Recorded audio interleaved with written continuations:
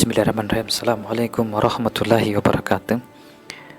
Negara pada umumnya memiliki banyak definisi, di antaranya menurut Roger F. Soltau dimaknai sebagai alat atau agensi atau wewenang, semacam authority yang mengatur atau mengendalikan persoalan-persoalan bersama atas nama masyarakat. Dalam pengertian negara, masyarakat diintegrasikan sehingga mempunyai wewenang yang bersifat memaksa lebih kuat dibandingkan dengan individu atau kelompok yang merupakan bagian dari masyarakat itu sendiri. Negara merupakan integrasi dari kekuasaan politik sekaligus sebagai organisasi pokok dari kekuasaan politik. Negara sebagai agensi atau alat, dan masyarakat memiliki kekuasaan untuk mengatur hubungan-hubungan manusia, dalam hal ini sebagai warga negara dalam masyarakat, serta menertibkan gejala-gejala kerusakan dalam masyarakat. Fungsi negara dalam berbagai bentuknya menurut para ahli adalah dalam rangka melaksanakan penertiban, mengusahakan kemakmuran dan kesejahteraan bagi rakyat, mengusahakan pertahanan, serta menegakkan keadilan. Tujuan negara dipengaruhi oleh jenis ideologi yang dianutnya. Tujuan negara menurut ideologi liberal adalah mengusahakan kemerdekaan, kebebasan individu, sehingga mereka dapat secara bebas memenuhi kesejahteraan hidupnya. Sebaliknya, tujuan negara-negara sosialis lebih menitik beratkan pada usaha mewujudkan pemerataan kepada warganya melalui kehendak negara. Dengan demikian, ideologi negara menentukan tujuan kehidupan bernegara, menentukan tujuan kehidupan bermasyarakat, berkeluarga, bahkan kehidupan dalam skala pribadi dalam skala yang lebih kecil. Cara merumuskan indikator dan cara kehidupan yang dicita-citakan antara negara yang satu dengan yang lainnya pun juga sama, dan berbedanya dipengaruhi oleh ideologi yang dianutnya, termasuk hak dan kewajiban warga negara baik secara individu maupun berkelompok dipengaruhi oleh ideologi yang dianutnya. Setiap negara memiliki aturan tersendiri menyangkut hak dan kewajiban warga negaranya. Bagaimana negara mengatur bentuk partisipasi penduduknya untuk mendapatkan kehidupan yang dicita-citakan bersandar kepada kemauan ideologisnya yang diputuskan melalui sejumlah regulasi berupa undang-undang dasar maupun peraturan turunannya maupun peraturan-peraturan derivatif lainnya. Terdapat berbagai macam sistem atau bentuk pemerintahan yang dianut oleh negara-negara di dunia. Satu ciri pemerintahan mungkin saja terdapat pada sistem pemerintahan lain, menunjukkan adanya hubungan saling memengaruhi. Perlu pula dipahami bahwa satu negara mungkin menggabungkan dua atau lebih sistem pemerintahan sehingga pelaksanaannya tidaklah kaku. Berikut ini adalah daftar berbagai sistem pemerintahan yang dianut oleh negara-negara di dunia. Yang pertama adalah berdasarkan kontrol kekuasaan. Bentuk-bentuk sistem pemerintahan berdasarkan kontrol kekuasaan kita kenal, diantaranya ada meristokrasi, yakni pemegang pemerintahan pada meristokrasi ini diberikan berdasarkan pada kemampuan, diberikan kepada berdasarkan keterampilan dan kontribusi yang mereka lakukan untuk masyarakat. Kemudian ada geniokrasi, sebagaimana ditunjukkan oleh Ryle, yang merupakan pemimpin gerakan Raelian pada tahun 1977. Geniokrasi pada dasarnya adalah kepemerintahan yang dijalankan oleh kelompok yang dianggap bijak dan cerdas. Kreativitas, kemampuan memecahkan masalah, dan IQ tinggi akan menjadi kriteria bagi orang-orang yang duduk di pemerintahan. Kemudian ada kratokrasi, yakni jenis pemerintahan di mana pemimpin naik ke kekuasaan dan terus mempertahankannya melalui penggunaan kekuatan. Mereka adalah pemimpin yang tidak segan mengintimidasi dan menakuti agar tetap bisa berkuasa. Kemudian ada teknokrasi. Dalam teknokrasi, dokter, insinyur, atau arsitek dipilih untuk menjalankan negara. Ini merupakan sistem pemerintahan yang memberikan posisi penting pada para profesional yang memiliki keahlian tertentu. Kemudian ada autokrasi. Dalam autokrasi, kekuasaan berpusat di tangan hanya satu individu dan tidak tunduk pada apapun serta tidak memiliki batasan. Kemudian ada despotisme. Meskipun mirip dengan autokrasi, dengan kekuasaan yang berpusat pada individu tunggal, dalam despotisme penguasa memperlakukan warganya seperti budak, sering dengan melakukan genosida dan pembunuhan massal. Contohnya adalah pemerintahan despotik Idi Amin di Uganda pada tahun 1970-an. Kemudian ada kediktatoran, diktatorship, yakni sistem pemerintahan yang dipegang oleh satu individu yang memiliki kendali mutlak pada suatu negara. Diktator merebut kekuasaan melalui kudeta militer atau dipilih oleh penguasa di bawah pemerintahan yang berbeda dan kemudian merebut kekuasaan. Contoh terbaik di kediktatoran dalam masa pemerintahan Adolf Hitler pada era Nazi Jerman. Kemudian ada fasisme. Fasisme didasarkan pada propaganda nasionalisme dan kebanggaan patriotik serta diperintah oleh pemimpin tunggal yang merupakan bagian dari kelompok lebih besar yang mengikuti filosofi yang sama. Fasisme bergantung pada sentimen nasionalisme untuk menguasai orang-orang dan menindas kebebasan mereka. Italia di bawah diktator Benito Mussolini adalah negara fasis. Kemudian ada monarki absolut. Pada sistem ini, raja merupakan kepala negara sekaligus mengontrol pemerintahan. Konstitusi formal mungkin tidak terdapat dalam negara tersebut. Brunei, Swaziland, dan Oman merupakan contoh negara monarki absolut. Kemudian ada monarki konstitusional. Di sini kekuasaan dan hak raja dibatasi oleh konstitusi. Contohnya negara monarki konstitusional adalah Jepang, Selandia Baru, dan Denmark. Kemudian ada diarsi atau kekuasaan. Ini juga merupakan jenis monarki di mana negara dikuasai oleh dua kepala negara. Mereka mendelegasikan sebagian tanggung jawab kepada orang lain, namun pemerintahan selalu berada di tangan kedua pemimpin. Contoh modern adalah Andorra, di mana terdapat dua kepala negara, Presiden Prancis dan Uskup Burgel. Kemudian monarki federal. Negara dalam monarki federal adalah sebuah federasi negara yang memiliki raja atau kepala negara berbeda tetapi diperintah oleh satu raja yang merupakan kepala dari seluruh federasi. Contohnya adalah kerajaan Belgia dan kerajaan Spanyol. Kemudian ada bankokrasi. Dalam bentuk pemerintahan ini, perbankan dan lembaga keuangan memiliki kekuasaan untuk membuat undang-undang. Kemudian ada korporatokrasi. Sederhananya, korporatokrasi adalah ketika perusahaan mengambil alih pemerintahan suatu negara. Terdapat beberapa pengembangan fiksi korporatokrasi, terutama dalam film Aliens 1186, di mana perusahaan Weyland Yutani menguasai sebagian besar dunia dan mendanai eksplorasi luar angkasa. Kemudian ada mobokrasi, yakni pemerintahan oleh massa atau gerombolan. Dalam sistem ini, populasi umum mengambil alih pemerintahan ke tangan mereka sendiri. Hal ini biasanya digunakan dalam konteks negatif ketika hukum dan ketertiban rusak dan diikuti massa yang melakukan kekerasan serta pemberontakan terhadap otoritas. Kemudian bentuk sistem pemerintahan yang kedua adalah berdasarkan cara memperoleh kekuasaan. Yang pertama adalah totaliter. Pada pemerintahan totaliter, para pengambil keputusan berasal dari atau berafiliasi dengan partai tertentu dan berusaha mengontrol setiap aspek kehidupan masyarakat, sering atas nama patriotisme atau suatu ideologi ekonomi. Uni Soviet adalah contoh pemerintahan totaliter. Begitu pula Italia di bawah diktator fasis Benito Mussolini. Kemudian ada otoriter. Pemerintahan ini dijalankan oleh sekelompok orang yang meskipun tidak seketat pemerintahan totaliter, mereka memiliki sistem dan administrasi yang sangat terpusat. Pemerintahan otoriter bisa berisi pejabat yang tidak terpilih atau cukong kekuasaan yang memiliki banyak pengaruh. Kemudian ada demarsi yang pernah dipraktekkan di Athena kuno sebagai sistem untuk memilih pejabat publik. Demarsi menunjuk orang-orang untuk menjabat berbagai posisi melalui undian. Kandidat yang terlibat dalam undian umumnya berasal dari status sosial dan ekonomi tertentu dalam masyarakat. Kemudian ada demokrasi. Dalam demokrasi, rakyat memilih wakilnya untuk memegang berbagai posisi pemerintahan.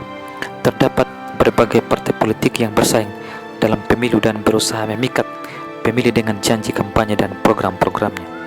Kemudian ada demokrasi langsung.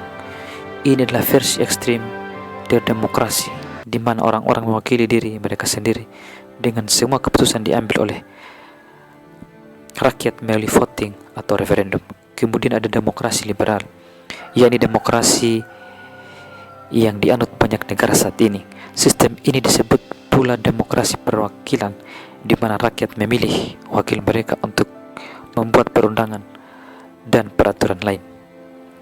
Kemudian ada demokrasi sosial, yang merupakan variasi dari demokrasi dengan penekanan pada pemberian hak-hak sosial tertentu kepada warga seperti layanan kesehatan, pendidikan, dan jaminan sosial. Demokrasi sosial merupakan bagian dari banyak sistem politik di seluruh dunia dan menjadi ideologi sebagian partai politik. Kemudian ada ergatokrasi. Ini adalah jenis pemerintahan di mana kekuasaan tertinggi berada di tangan rakyat kelas pekerja yang disebut sebagai kaum proletar.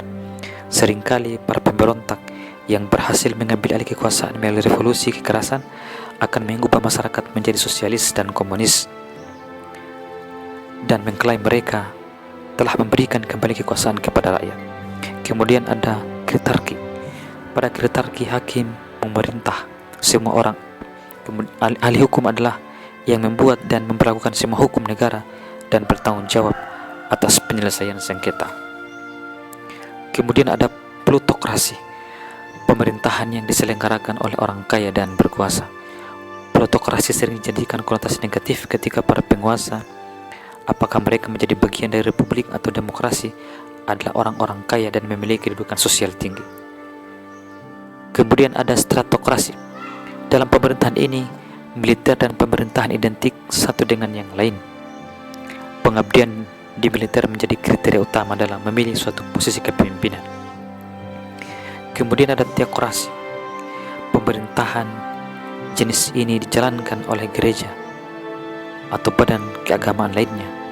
Hanya anggota ordo religius yang diizinkan masuk ke posisi kekuasaan. Vatikan City adalah contoh negara teokrasi. Kemudian ada sosialisme libertarian. Pemerintahan sosialis libertarian pada dasarnya adalah sebentuk pemerintahan demokratis, tetapi tidak mengizinkan kepemilikan pribadi atas faktor-faktor produksi dan menganggap prinsip kapitalisme seperti upah minimum sebagai kejahatan sosial. Pemerintahan ini tetap memungkinkan seseorang memiliki kepemilikan pribadi, tidak seperti komunisme, tetapi menentang suatu birokrasi. Kemudian yang ketiga adalah sistem pemerintahan berdasarkan pembagian kekuasaan. Yang pertama adalah republik.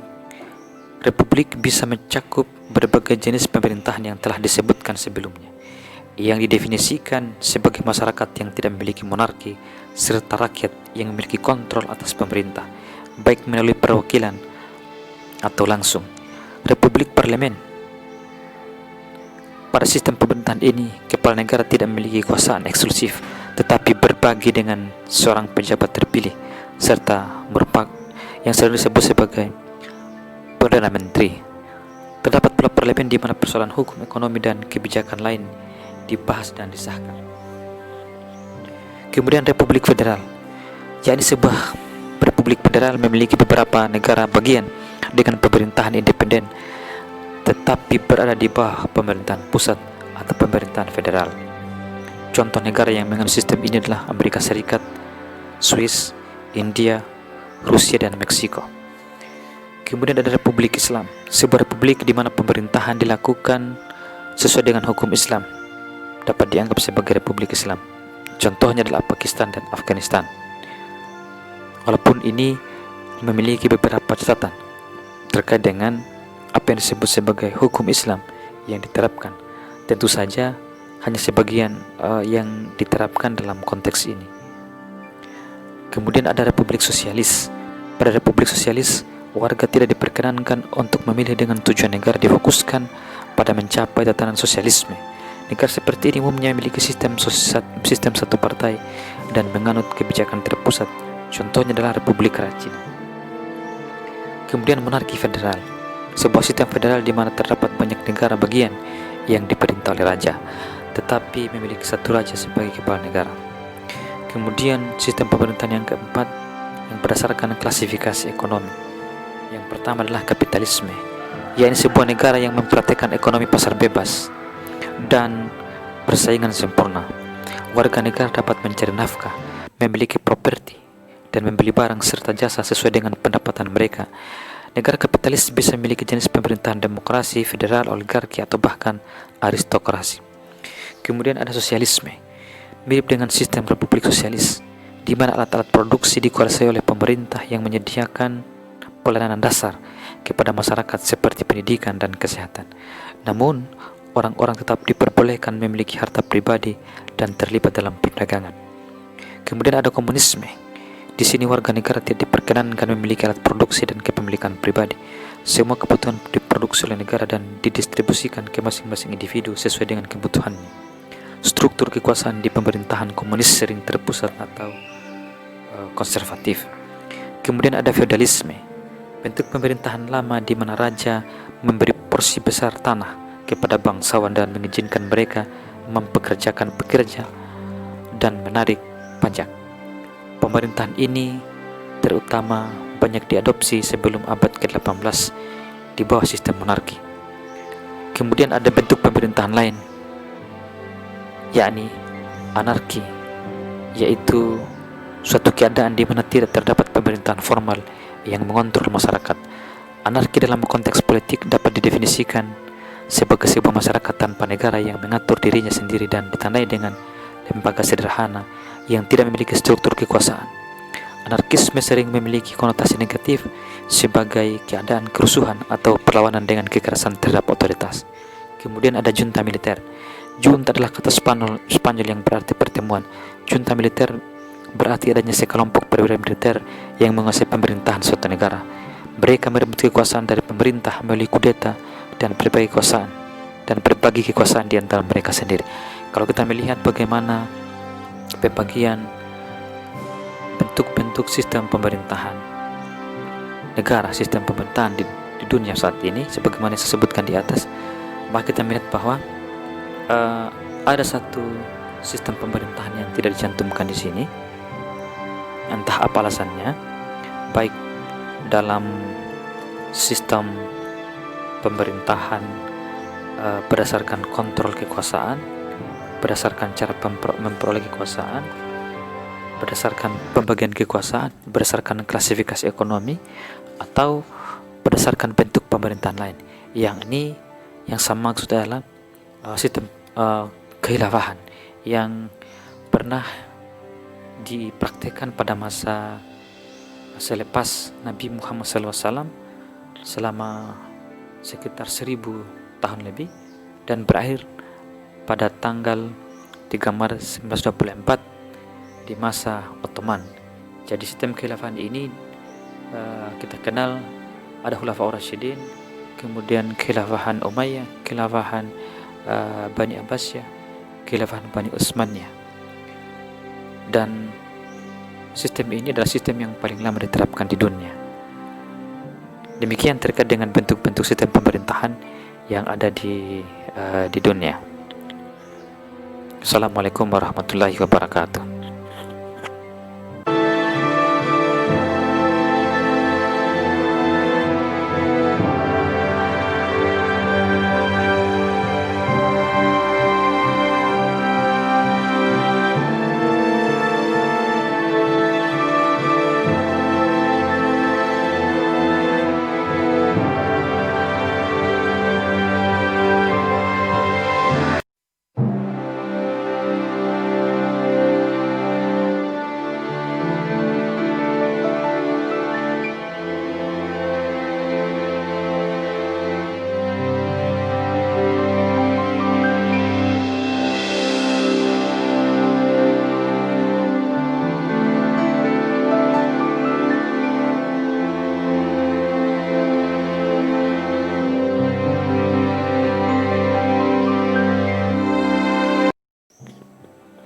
Bismillahirrahmanirrahim.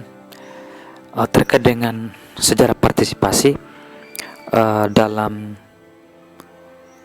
kegiatan pembangunan, tentu jika menyoalnya akan banyak bersinggungan dengan tema-tema pembangunan masyarakat, dengan tema-tema pemberdayaan masyarakat, dan tentu dalam kegiatan-kegiatan pembangunan masyarakat, kegiatan pemberdayaan masyarakat, salah satu kata kunci yang populer adalah istilah partisipasi. Oleh karena posisi strategisnya kata ini, maka di sejumlah perhelatan pembangunan ia dikemas hampir tak pernah menjadi basi. Bahkan kadangkala ia digunakan sebagai salah satu indikator pembangunan dan pemberdayaan masyarakat. Partisipasi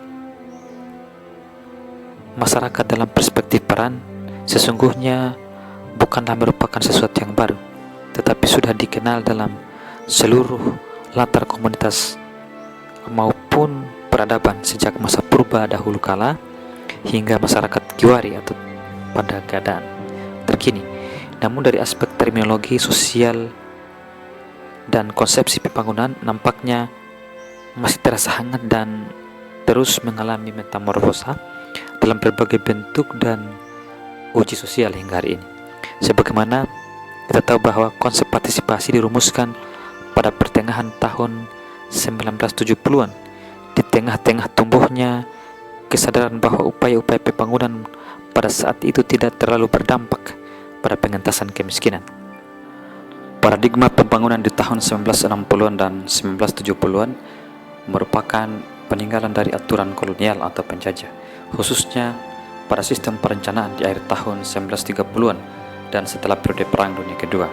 Konsepnya bersifat top-down atau dari atas ke bawah, yaitu pembangunan diartikan sebagai upaya pemerintah melakukan sesuatu untuk rakyat atau masyarakat, dan terlihat kental penggunaan bahasa-bahasa yang bernuansa militer birokratis yang mengacu pada literatur manajemen Amerika Serikat keluaran Perang Dunia Kedua, seperti tujuan atau objectives atau sasaran, targets, strategies, capability. Penggunaan metode ilmiah sosial di tahun 1950-an yang dikombinasikan dengan penggunaan mesin menghasilkan mutu yang semu dan terjadi pengeluaran biaya yang besar. Hanya sedikit stakeholder yang terlibat dalam pelaksanaan pembangunan tersebut. Kondisi ini ditengarai merupakan penyebab tertinggi gagalnya pembangunan di negara-negara berkembang dalam meningkatkan kehidupan masyarakat miskin. Pembangunan partisipatif lahir sebagai reaksi atas kegagalan pembangunan tersebut, dipopulerkan oleh Gordon Conway dan Robert Chambers tahun 1992, kemudian dikembangkan oleh David Corten tahun 1996. Keterlibatan masyarakat pada kegiatan pembangunan yang lebih populer dengan istilah partisipasi masyarakat pada pembangunan pedesaan dirumuskan pada World Conference on Agrarian Reform and Rural Development atau WCARRD yang diselenggarakan di Roma pada tahun 1979. WCARRD mendeklarasikan bahwa partisipasi masyarakat desa merupakan hak masyarakat untuk menyusun peranata-peranata sehingga dapat menentukan kehidupannya sendiri. Ditegaskan bahwa partisipasi merupakan hak asasi manusia. Konferensi mengemukakan bahwa masyarakat desa yang pada umumnya merupakan pihak yang kurang beruntung harus diorganisasikan dan secara aktif dilibatkan dalam merancang kebijakan dan program dan diberi kesempatan untuk mengendalikan peranata sosial ekonomi. WCARRD melihat adanya hubungan yang erat antara partisipasi dan kesukarelaan, antara kekuasaan atau otonomi dan organisasi yang mewakili pihak yang terabaikan atau pihak yang dianggap miskin. Disebutkan bahwa lembaga-lembaga atau agen-agen pembangunan hendaknya melakukan kegiatan kooperatif dengan organisasi-organisasi tersebut dan menyarankan agar bantuan yang ada disalurkan pada petani kecil dan kelompok tani. Sejak saat itu, partisipasi masyarakat telah mendapat perhatian dari berbagai pemerintah, lembaga-lembaga donor, dan organisasi internasional lainnya, dan banyak program partisipatif yang kemudian dikembangkan di berbagai negara. Sejumlah faktor turut memberikan warna tren partisipasi masyarakat. Dengan makin meningkatnya pendidikan dan tingkat pendapatan, terutama ketika terjadi ketidakpuasan di lapisan masyarakat, mulai timbul gejala baru dalam demokrasi, yaitu partisipasi. Dalam sejarah barat, partisipasi itu timbul dari bawah di kalangan masyarakat yang gelisah. Gejala itulah yang dilihat oleh Alexis de Tocqueville tahun 1805-1859, seorang pengamat sosial Prancis dalam kunjungannya ke Amerika pada tahun 1930-an abad ke-19, yang timbulnya perkumpulan dan perhimpunan sukarela atau voluntary association.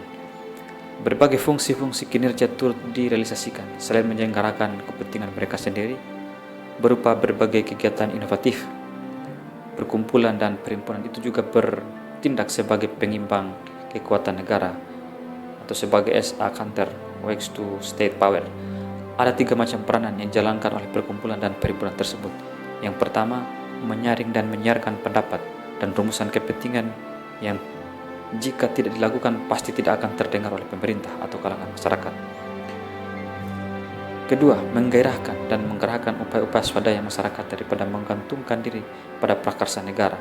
Dan yang ketiga, menciptakan forum pendidikan kewarganegaraan, menarik masyarakat untuk membentuk usaha bersama atau cooperative ventures.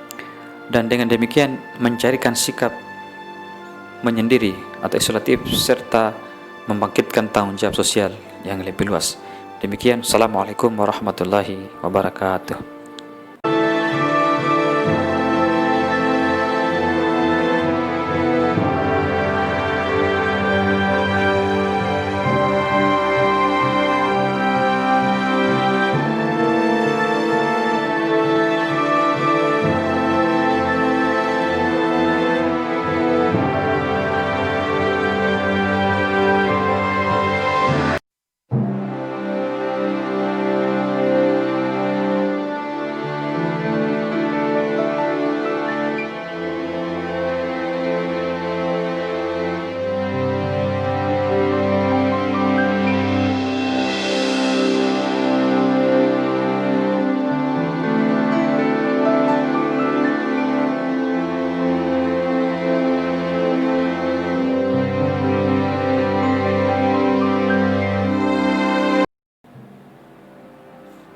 Assalamualaikum warahmatullahi wabarakatuh. Tentang peran lembaga sosial masyarakat LSM dalam sejarah partisipasi. Sejumlah perhimpunan dan asosiasi masyarakat sebagaimana disebut oleh Tocqueville yang melakukan aktivitas dan gerakan di dalam masyarakat tak lain adalah lembaga swadaya masyarakat atau LSM, yang dalam masyarakat barat dewasa ini disebut dengan non-government organization atau ORNOP atau organisasi non-pemerintah, dan perkumpulan sukarela atau voluntary association. David Korten, seorang aktivis dan pengamat LSM, menggambarkan perkembangan LSM dengan membaginya menjadi 4 generasi berdasarkan strategi yang dipilihnya, yakni yang pertama, mengambil peran sebagai pelaku langsung dalam mengatasi persoalan masyarakat. Pendekatannya adalah derma, dengan usaha untuk memenuhi kebutuhan yang kurang dalam masyarakat. Generasi ini disebut sebagai relief and welfare. LSM generasi ini memfokuskan kegiatannya pada kegiatan amal untuk anggota masyarakat yang menyandang masalah sosial. Aktivitas seperti ini dikategorikan sebagai generasi pertama. Kemudian yang kedua adalah memusatkan perhatiannya pada upaya agar LSM dapat mengembangkan kemampuan masyarakat untuk memenuhi kebutuhan mereka sendiri. Peran LSM ini bukan sebagai pelaku langsung, tetapi sebagai penggerak saja. Orientasinya pada proyek-proyek pengembangan masyarakat. Generasi ini disebut sebagai small scale atau self-reliance local development.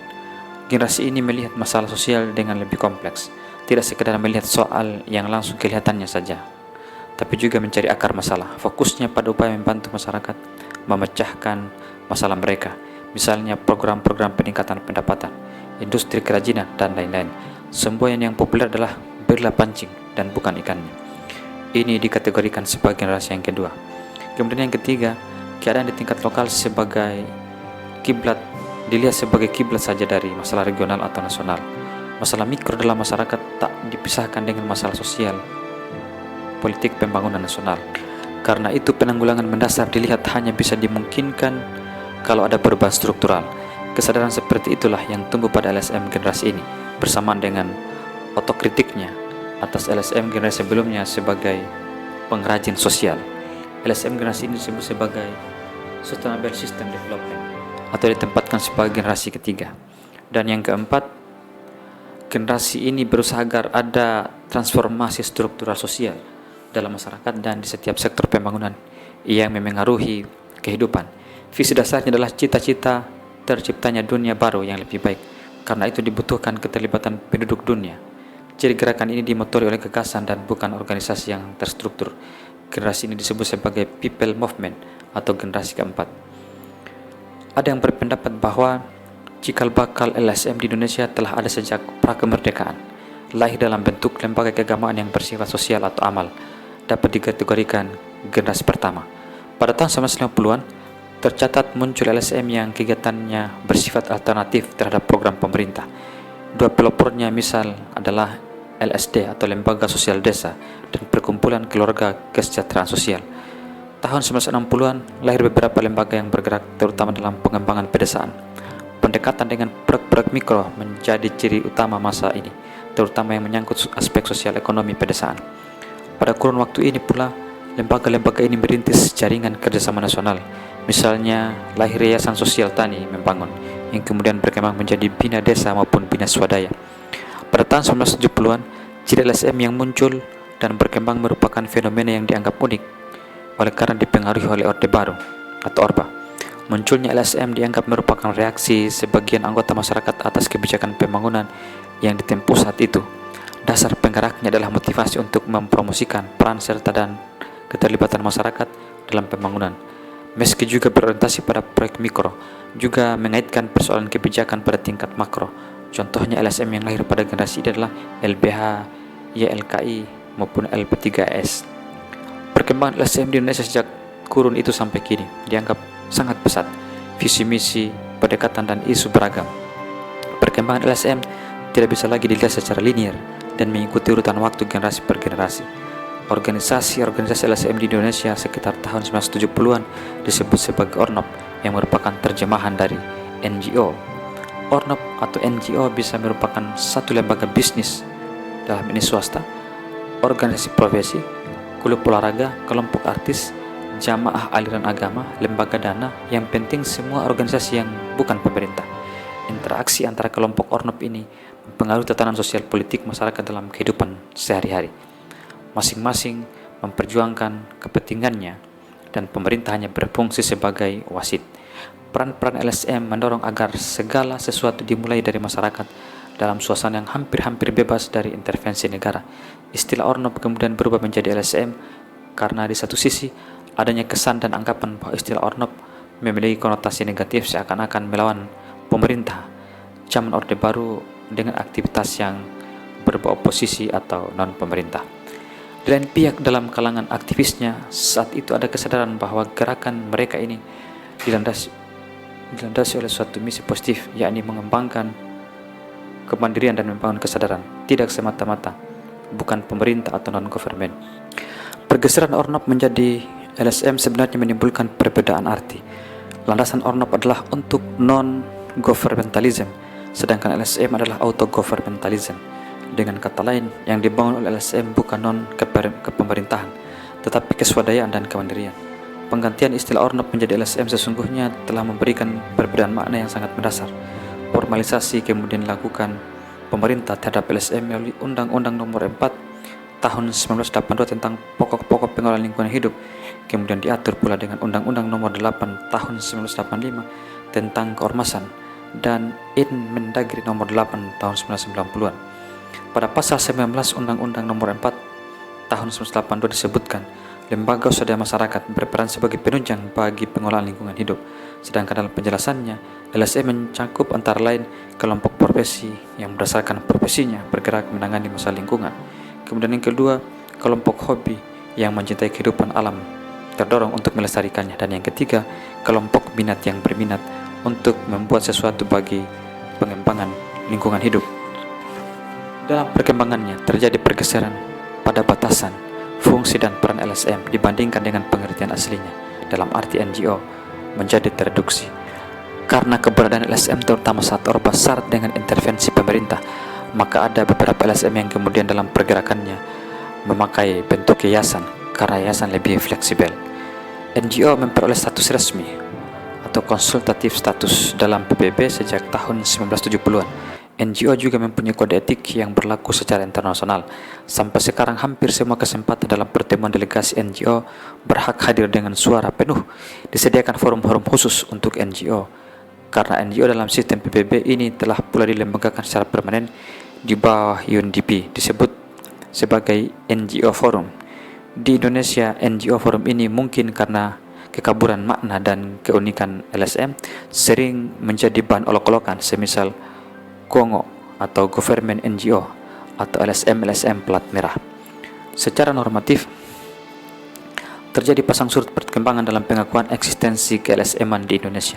Undang-Undang Nomor 4 Tahun 1982 digantikan Undang-Undang Nomor 23 Tahun 1997. Undang-undang ini tidak menjelaskan definisi LSM, tapi paling tidak undang-undang ini mengakui environment legal standing. Sementara itu Undang-Undang Nomor 8 Tahun 1985 telah dicabut, diganti dengan Undang-Undang Politik J. Samsu Nomor 2, 3, 4 yang tidak memuat mengenai LSM. Jadi untuk sementara itu LSM diatur dengan Inmendagri, tapi logikanya Inmendagri ini juga tidak berlaku karena peraturan yang di atasnya telah dicabut. Dan kemudian direformasi, bentuk yayasan pun mulai diintervensi pemerintah dengan dikeluarkannya Undang-Undang Yayasan.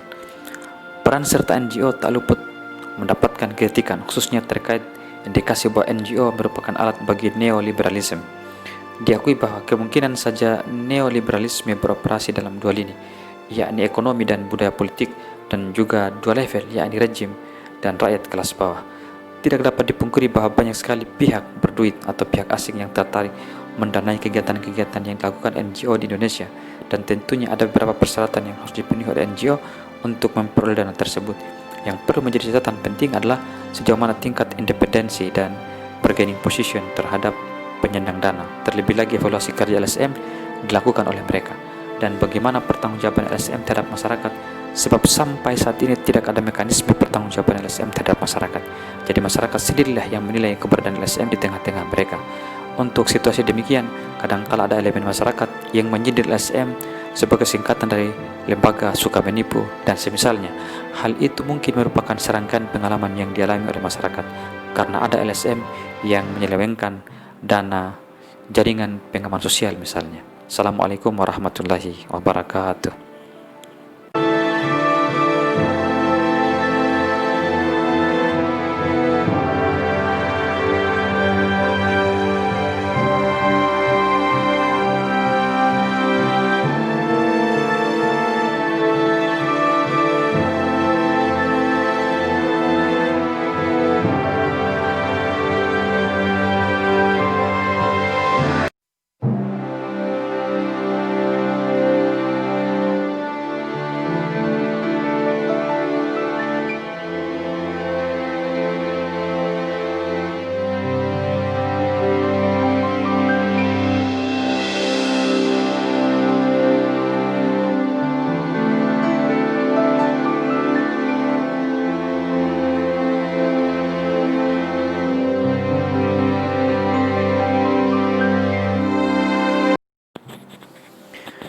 Bismillahirrahmanirrahim. Assalamualaikum warahmatullahi wabarakatuh. Tentang pencapaian pembangunan partisipatoris untuk dunia. Tolak ukur keberhasilan pembangunan dapat dilihat dalam dua perspektif, yakni perspektif makro dan perspektif mikro. Perspektif makro dapat ditunjukkan dengan melihat beberapa indikator pembangunan yang telah banyak dikembangkan oleh para ahli dan praktisi pembangunan, baik nasional, regional maupun di berbagai negara. Perspektif makro banyak dipengaruhi oleh situasi internasional, dan dalam prakteknya banyak negara mengadopsi indikator-indikator pembangunan yang dikembangkan oleh lembaga-lembaga resmi pembangunan internasional, misalnya yang diadopsi oleh United Nations Development Program atau UNDP, Bank Dunia dan sebagainya. Sedangkan perspektif mikro diukur berdasarkan situasi yang dialami oleh komunitas, kelompok termasuk rumah tangga. Pada tingkat mikro juga disebut sebagai tingkat lokal. Objek kajian biasanya adalah individu dalam lingkungan sosial mereka atau sekelompok kecil individu dalam konteks sosial tertentu. Contoh objek analisis level mikro meliputi atau tidak terbatas pada yakni alien atau orang tanpa kewarganegaraan, pencari suaka atau pengungsi, kemudian orang, citizen, kemitraan atau kemitraan pernikahan, keluarga, rumah tangga, dan juga lingkungan. Secara umum, analisis level meso menunjukkan ukuran populasi yang jatuh antara tingkat makro dan mikro, seperti komunitas atau organisasi. Dalam level meso, juga dapat merujuk kepada analisis yang secara khusus dirancang untuk mengungkapkan hubungan antara tingkat mikro dan makro, kadang-kadang disebut sebagai mid-range, terutama di bidang sosiologi. Contoh unit analisis level meso meliputi atau tetapi tidak terbatas pada, yakni klan, kaum, masyarakat, desa, kota besar, kota, organisasi formal, dan juga negara. Tingkat analisis makro umumnya melacak hasil dari interaksi seperti interaksi mentransfer sumber daya ekonomi atau lainnya atas populasi yang besar, juga disebut sebagai tingkat global. Contoh unit analisis level makro meliputi atau tetapi tidak terbatas pada sebagai berikut, misalnya bangsa, masyarakat, peradaban, internasional, dan global. Sementara itu, pembangunan menurut Todaro dijelaskan bahwa pembangunan sebagai perubahan kapasitas ekonomi nasional yang kondisi ekonomi yang terdahulu lebih banyak statis dalam beberapa waktu lamanya kemudian berubah, mengangkat atau menghasilkan dan menunjang peningkatan tiap tahun produk nasional kotornya atau PNK-nya. Pemahaman pembangunan ini selama beberapa dekade telah menjadi acuan banyak kalangan untuk kemudian menyusun indikator yang akan digunakan bagi kemajuan pembangunan. Namun setelah definisi di atas digunakan, disadari terjadi kesalahan dalam definisi pembangunan yang digunakan selama ini. Kesalahan yang kemudian disadari adalah meluasnya kemiskinan, meningkatnya ketimpangan-ketimpangan dalam pemerataan penghasilan, dan meningkatnya pengangguran. Pembangunan ekonomi kemudian digaris kembali dengan dasar mengurangi kemiskinan, ketimpangan, dan pengangguran dalam konteks pertumbuhan ekonomi atau ekonomi yang sedang berkembang. Istilah pembangunan ekonomi oleh pemerintah Indonesia digunakan sebagai serangkaian usaha dan kebijakan yang bertujuan untuk meningkatkan taraf hidup masyarakat, memperluas lapangan kerja, distribusi pendapatan yang merata, meningkatnya hubungan ekonomi regional, dan mengusahakan pergeseran struktur ekonomi yang lebih tinggi dari sektor pertanian ke sektor industri. Dengan kata lain, pembangunan ekonomi diarahkan agar pendapatan masyarakat dapat meningkat seiring dengan peningkatan sektor-sektor pembangunan lainnya. Pengukuran kemajuan ekonomi oleh Todaro menggunakan PNK per kapita sebagai bahan pertimbangan kemampuan dari suatu negara untuk memperluas atau mempertinggi output atau keluaran pada tingkat yang lebih cepat daripada pertumbuhan populasinya. Dalam lanjutannya, Todaro menyatakan bahwa ukuran-ukuran ekonomi tersebut seringkali kemudian ditambahkan dengan indikator-indikator sosial umum seperti pemberantasan buta aksara, sekolahan, kondisi-kondisi dan pelayanan kesehatan maupun penyediaan perumahan untuk mempertajam makna pembangunan. Profesor Dudley Sears dalam Todaro mengungkapkan spekulasinya pada negara berkembang terhadap apa yang telah dilakukan terhadap kemiskinan, pengangguran, dan ketimpangan. Karena itu, indikator untuk melihat kemajuan pembangunan juga harus memperhatikan ketiga hal di atas selain pendekatan pendapatan per kapita. Sementara itu, Profesor Amri Amir menyatakan bahwa pertumbuhan ekonomi merupakan salah satu indikator yang amat penting dalam menilai kinerja pembangunan perekonomian, terutama untuk melakukan analisis tentang hasil pembangunan yang telah dilakukan oleh suatu negara atau daerah. Karena itu, konsep pembangunan di Indonesia selalu mengacu pada trilogi pembangunan yang meliputi stabilitas ekonomi nasional, pertumbuhan ekonomi, dan pemerataan hasil-hasil pembangunan. Terkait indikator keberhasilan pembangunan, Lincoln Arshad mengemukakan pentingnya indikator moneter dan indikator non-moneter. Indikator moneter mencakup pendapatan per kapita dan indikator kesejahteraan ekonomi bersih, sedangkan indikator non-moneter meliputi indikator sosial dan indeks kualitas hidup serta indeks pembangunan manusia. Pendapatan per kapita seringkali digunakan sebagai indikator pembangunan selain untuk membedakan tingkat kemajuan ekonomi antara negara-negara maju dan dengan negara-negara sedang berkembang.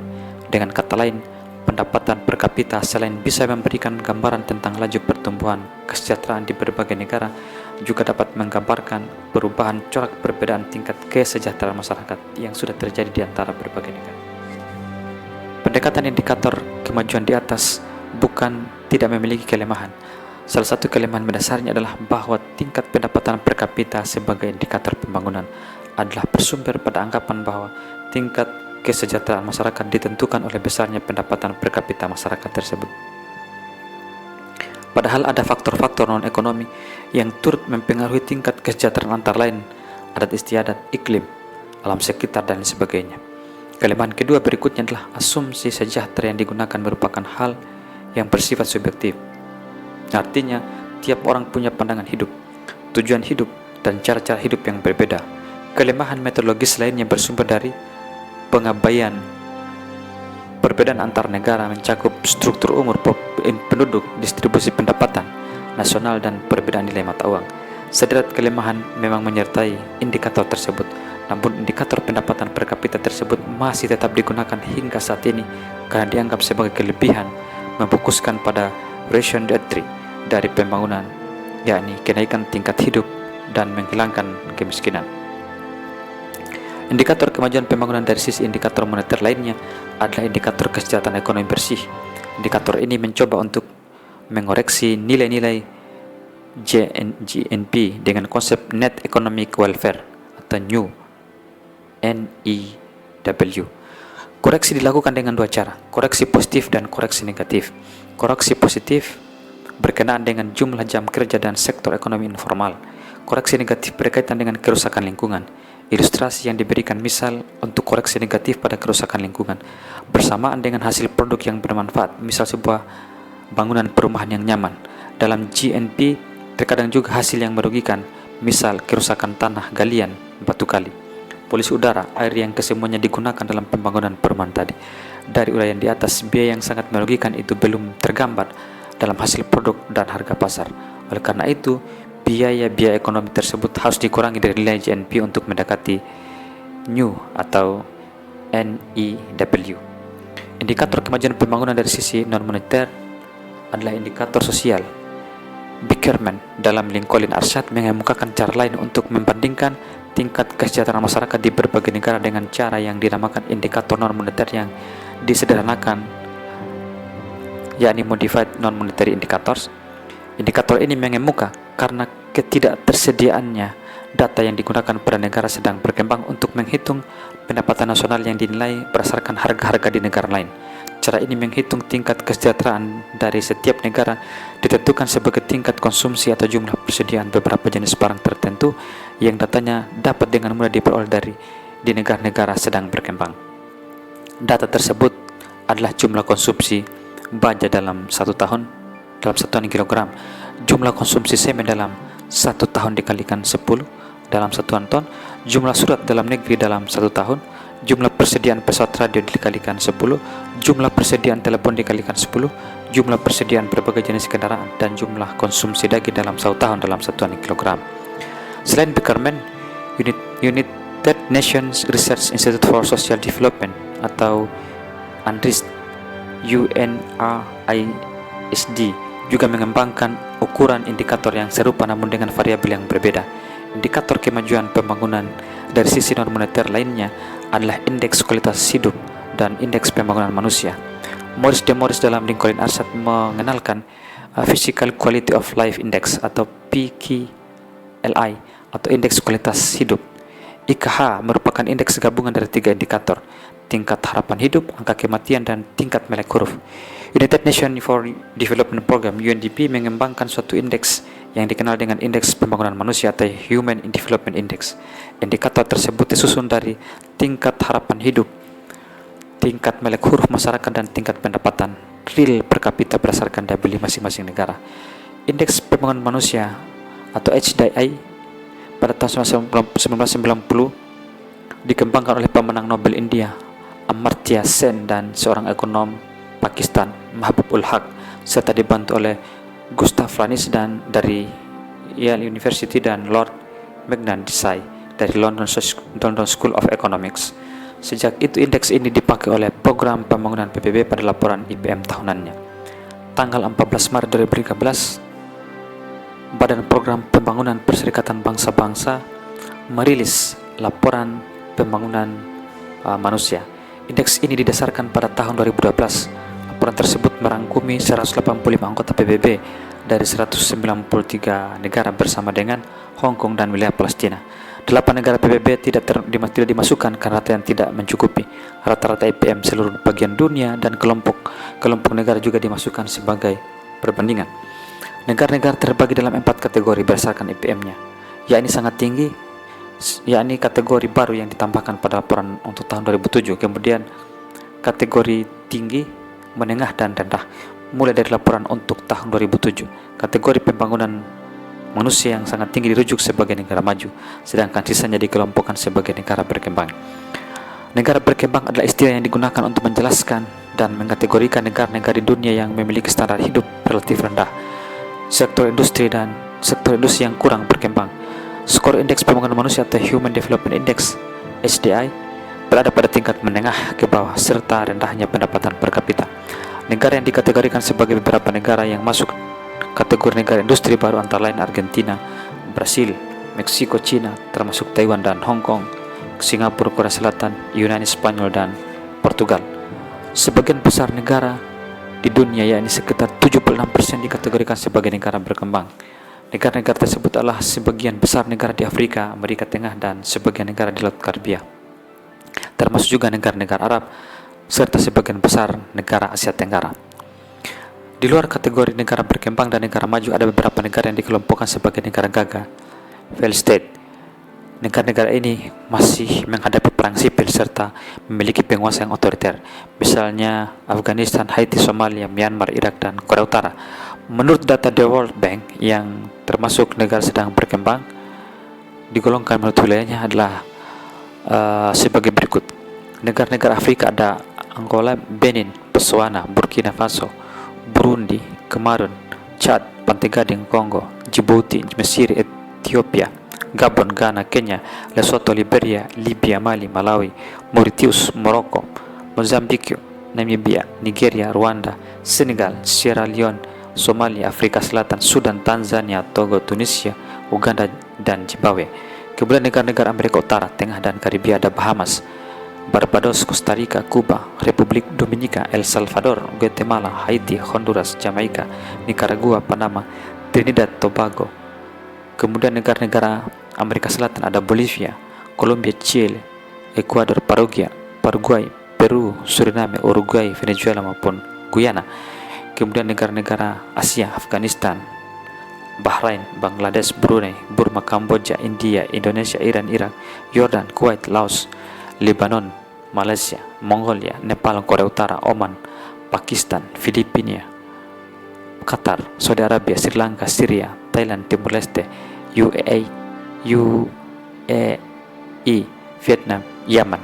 Kemudian negara-negara Oseania ada Samoa, Amerika, Christmas Island, Fiji, Polinesia, Prancis, Guam, Kepulauan Marshall, Mikronesia, Nauru, Kepulauan Mariana, dan Papua New Guinea.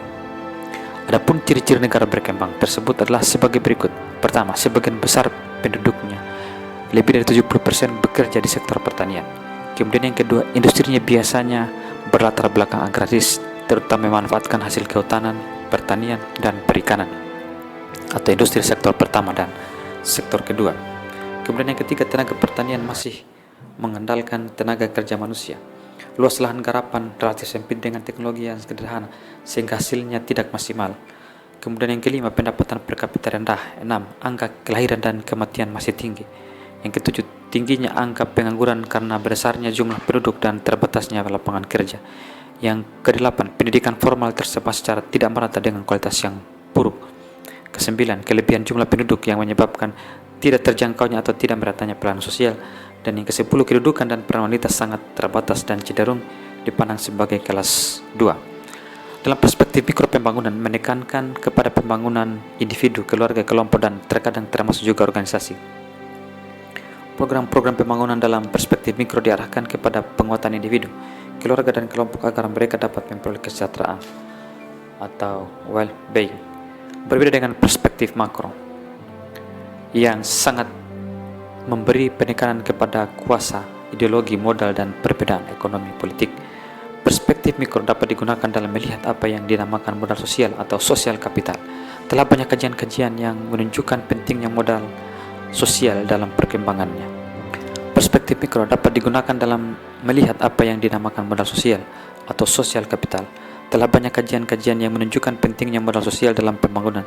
Konsep modal sosial muncul dari pemikiran bahwa individu-individu dalam masyarakat tidak mungkin menyelesaikan masalah sendiri-sendiri, melainkan perlunya kebersamaan dari segenap anggota masyarakat dan untuk menyelesaikannya. Pemikiran seperti inilah yang mengilhami Lydia Johnson Hanifan untuk memperkenalkan modal sosial pertama kalinya lewat bukunya The Rural School Community Center pada tahun 1916. Modal sosial bukanlah modal dalam arti biasa seperti kekayaan atau uang, tetapi lebih mengandung arti kiasan, namun merupakan aset atau modal nyata yang penting dalam masyarakat. Dalam modal sosial termasuk kemauan baik, rasa bersahabat, saling bersimpati, serta hubungan sosial dan kerjasama yang erat antara individu dan keluarga yang membentuk suatu kelompok sosial. Onyx dan Bullen tahun 1997 yang dipetik Winter tahun 2000 menjabarkan faktor-faktor yang berkaitan dengan modal sosial, yaitu participation in local community, proactivity in a social context, feelings of trust and safety, neighborhood connections, family and friends connection, dan tolerance of diversity. Demikian, Assalamualaikum warahmatullahi wabarakatuh.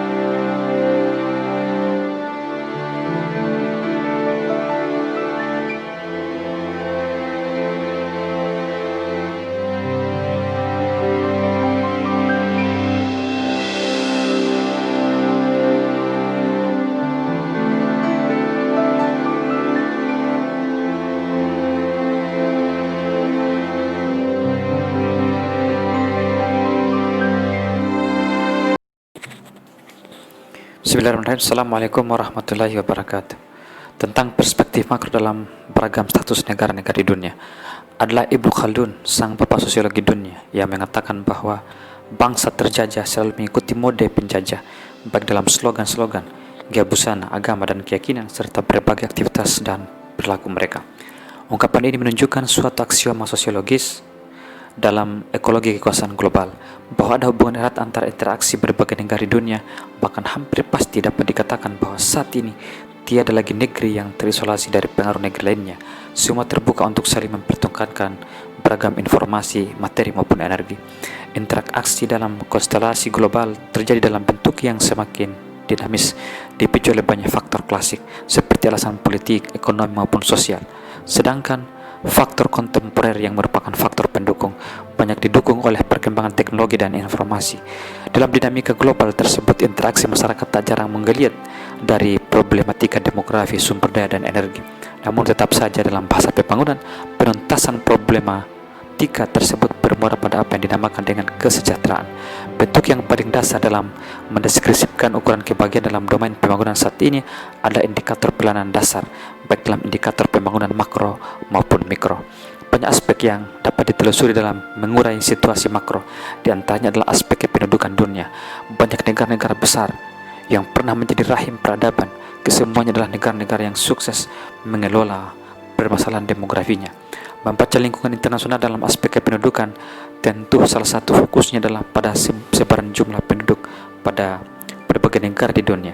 Saat ini data yang ada pada tahun 2012, penduduk dunia adalah sekitar 7 miliar, di mana ada 10 negara yang memiliki populasi penduduk terbanyak di dunia.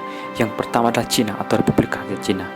Adalah sebuah negara terbesar di Asia Timur dan terbesar ketiga di dunia dengan luas daratan 9.596.960 km persegi. Saat ini populasi di wilayah ini menurut Bank Dunia berjumlah 1.344.130.000 jiwa. Mayoritas dari penduduk RRC adalah dari suku Han. Cina berbatasan dengan negara Afghanistan, Bhutan, Myanmar, India, Kazakhstan, Kyrgyzstan, Korea Utara, Laos, Mongolia, Nepal, Pakistan, Rusia, Tajikistan, dan Vietnam. Kemudian yang kedua adalah India. Republik India adalah sebuah negara di Asia Selatan dan merupakan bagian dari anak benua India. Beberapa agama dunia lahir di negeri ini, yaitu Hindu, Buddha, Jainisme, dan Sikhisme. Negara ini memiliki luas daratan 3.287.590 km persegi. Populasi dari India pada saat ini menurut Bank Dunia adalah 1.251.491 jiwa. Republik India berbatasan dengan negara Afghanistan, Bangladesh, Bhutan, Myanmar, Nepal, Pakistan, dan Republik Rakyat Cina. Kemudian yang ketiga adalah Amerika Serikat, yang merupakan negara di Amerika Utara yang terdiri dari 50 negara bagian. Penduduk asli Amerika Serikat adalah suku Indian, namun saat ini batas penduduknya adalah pendatang dari benua Eropa. Negara ini memiliki luas daratan 9.826.675 km persegi, dan menurut Bank Dunia saat ini populasi Amerika Serikat adalah 311.591.917 jiwa.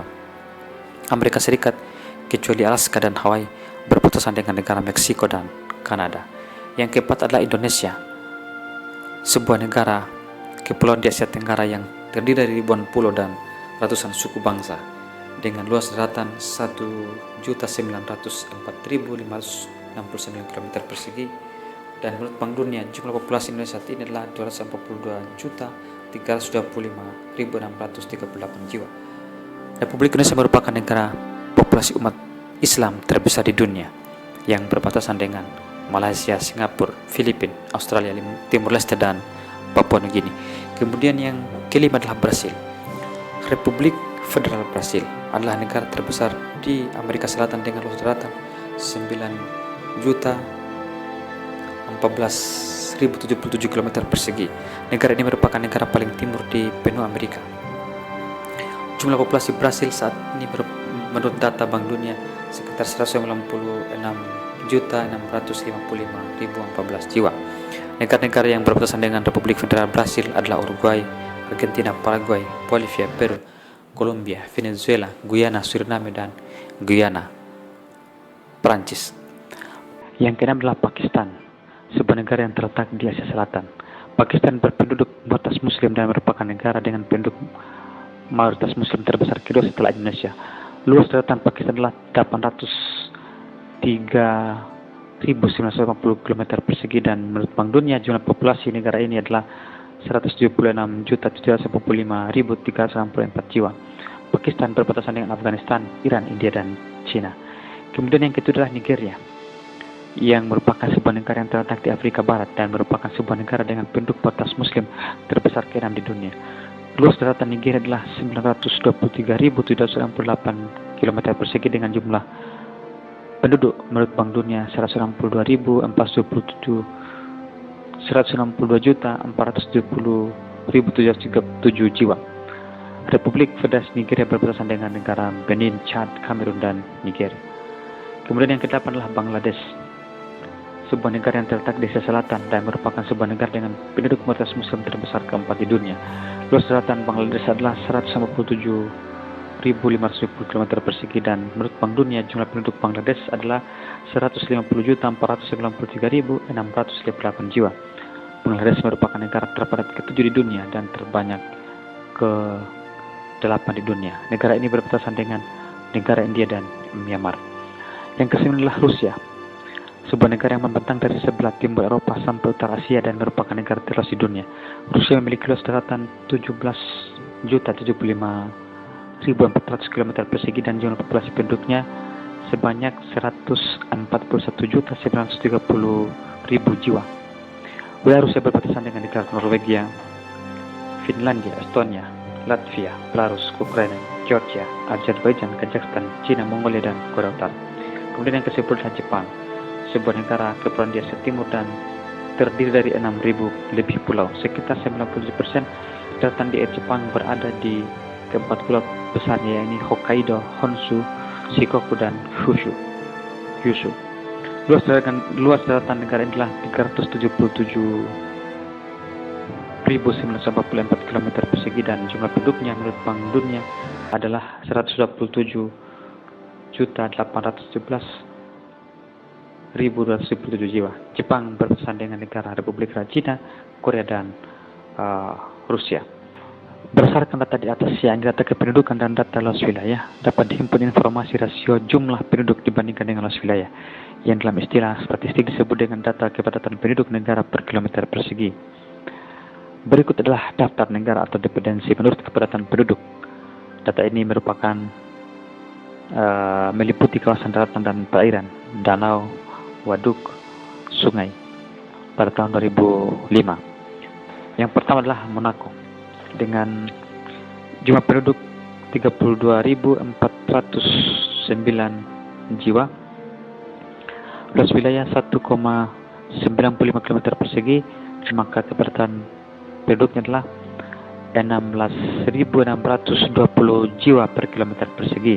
Disusul yang kedua adalah Singapura dengan jumlah penduduk 4.425.720 jiwa dengan wilayah 692,7 km persegi, maka kepadatannya adalah 6.349 jiwa per kilometer persegi.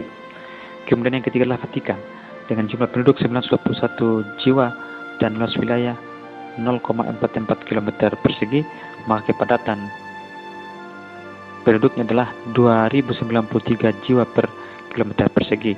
Yang keempat adalah Malta dengan jumlah penduduk 398.534 jiwa dengan luas wilayah 316 km persegi, maka kepadatan penduduknya adalah 1.291 jiwa per kilometer persegi.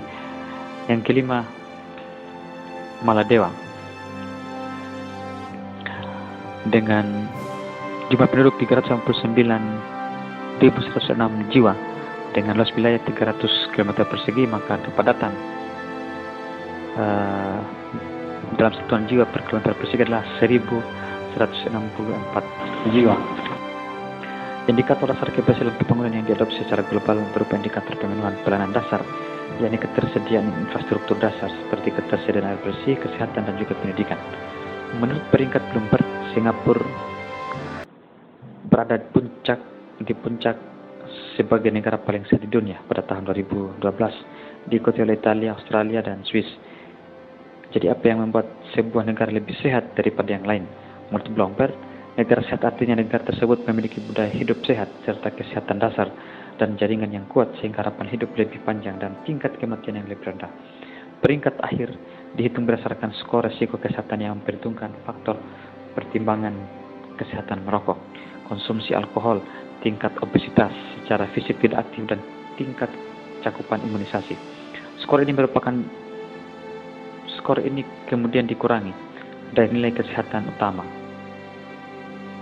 yang dihitung dari faktor kesehatan dasar seperti harapan hidup saat lahir, angka kematian bayi, penyebab kematian, dan angka kematian dari kelompok usia yang berbeda. Batas negara-negara yang masuk dalam daftar negara paling sehat menyediakan pelayanan kesehatan yang baik, masakan nasional yang sehat, serta memiliki pilihan gaya hidup aktif. Berikut 20 negara paling sehat versi Bloomberg. Yang pertama adalah Singapura, kemudian Italia, Australia, Swiss, Jepang, Israel, Spanyol, Belanda, Swedia, Jerman, Siprus, Prancis, Kanada, Selandia Baru, Hong Kong, Norwegia, Irlandia. Salah satu jenis data yang bisa dipertimbangkan untuk memenuhi ekspektasi akan memadainya pelayanan dasar terkait dengan penyediaan infrastruktur dasar, ketersediaan air bersih, dan kesehatan adalah angka harapan hidup. Berikut adalah daftar 10 negara di dunia dengan angka harapan hidup tertinggi dan terendah pada tahun 2015. Monaco, yang pertama adalah Monaco dengan total angka harapan hidup adalah 89,73 tahun. Kemudian San Marino 83,01 tahun. Kemudian Andorra 82,43 tahun. Jepang yang keempat 82,25 tahun. Kemudian yang kelima Singapura 82,14 tahun. Angka harapan hidup ini adalah merupakan total dari rata-rata antara dari pria dan wanita. Menurut data CIA World Factbook, sementara itu negara yang terinfeksi virus HIV tertinggi di dunia, yakni Afrika Selatan, kemudian Nigeria, India, Kenya, Mozambik, Tanzania, Zimbabwe, Uganda, Amerika Serikat, dan Swaziland. Demikian, Assalamualaikum warahmatullahi wabarakatuh.